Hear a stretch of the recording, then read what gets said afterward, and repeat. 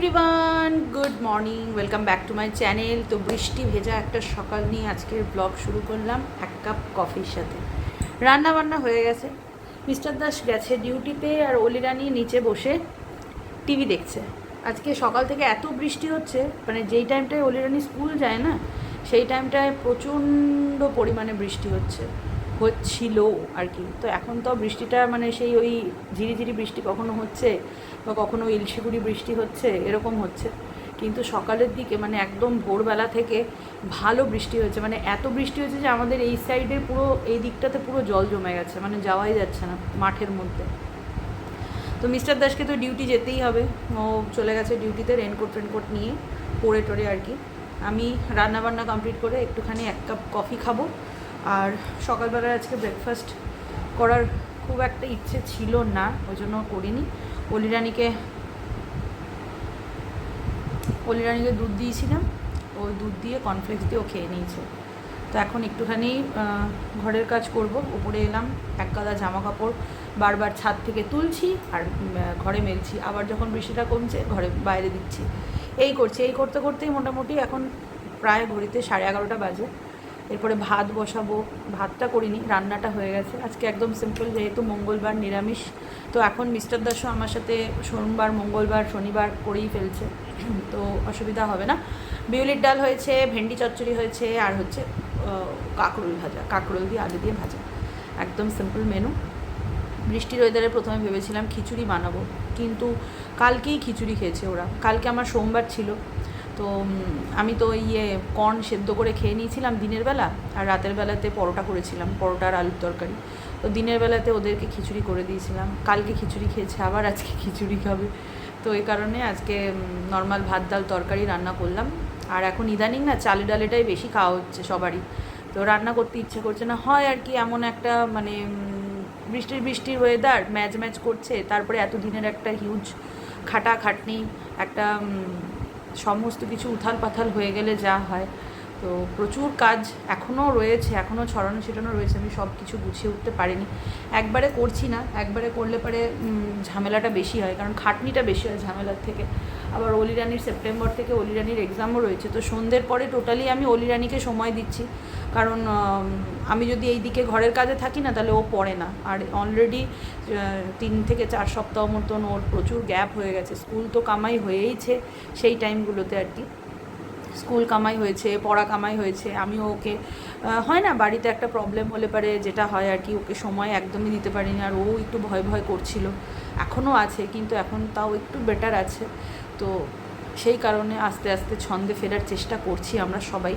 আমি আর মিস্টার দাস তো বড়, ঠিক আছে, আমাদেরকে মানিয়ে নিতে হবে, কিন্তু ও তো ছোটো, তো জিনিসটাকে মেনে নিতে পারছে না আর কি। তো একটু সময় লাগবে, ওকে আর একটু সময় দিতে হবে। আমাদের দুজনকে প্রচুর সময় দিচ্ছি আমরা ওকে, যে যেন সব ঠিকঠাক হয়ে যায়। তো গোবিন্দ কৃপায় সব ঠিকঠাক একদিন না একদিন ঠিকই হবে। তো এই হচ্ছে ব্যাপার আপাতত। এখন 11:30 বাজে, আমি দেখি যে ভেজা জামা কাপড়গুলো ঘর দিয়েই মেলে দিই, কারণ বাইরের যা ওয়েদার হচ্ছে, বৃষ্টি কমছেই না।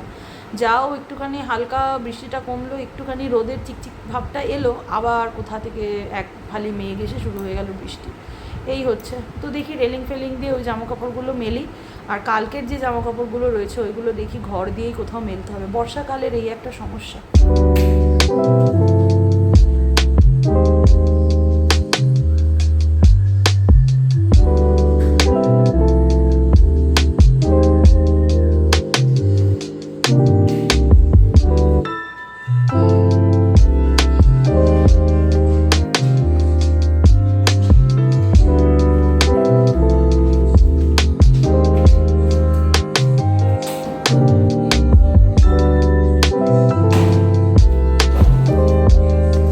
আমরা কত অসহায় প্রকৃতির কাছে, পৃথিবীর কাছে, তাই না?